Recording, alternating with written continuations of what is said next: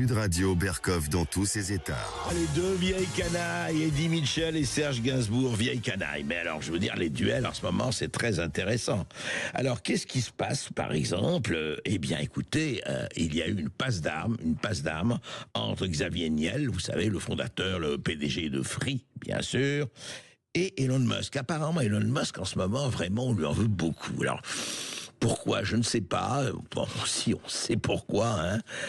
Mais voilà ce que disait donc hier, dans les 4 vérités sur France 2, voilà ce que disait le milliardaire, il n'est pas aussi milliardaire que Elon Musk, mais c'est pas mal, Xavier Niel. Écoutez.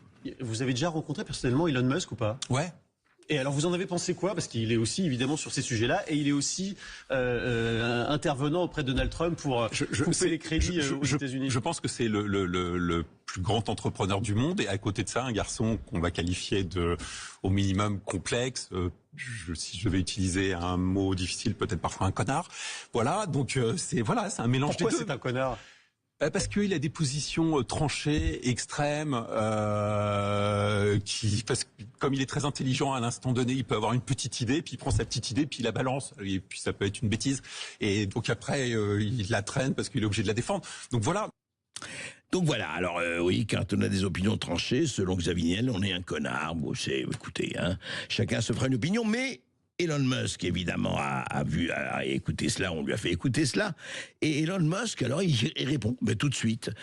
Il parle de Xavier Niel et il dit ce type a été envoyé en prison pour être un véritable proxénète avec un groupe de prostituées. D'ailleurs, il va fort, hein, carrément envoyé en prison pour être un véritable proxénète avec un groupe de prostituées. Alors, il est allé en prison, Xavier Niel, mais enfin, un proxénète, prostituée, il y va quand même fort de café. Et Xavier Niel, eh bien, il a répondu et il a dit on va régler ça au Lidl. Voilà. Alors, je ne sais pas ce que c'est que régler ça au Lidl. C'est intéressant, en tout cas, de savoir. Voilà, ça se passe aujourd'hui, effectivement. Les milliardaires, quand les milliardaires s'accrochent.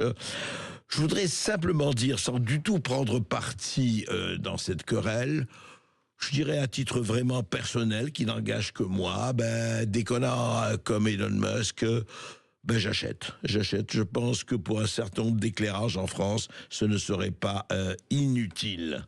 Et c'est très amusant, c'est un truc sur le métro. Je voudrais dire que, justement, Maud Koffler m'a donné l'explication de on va régler ça au Lidl.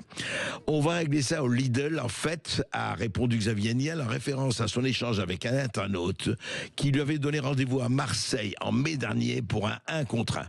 À régler son compte.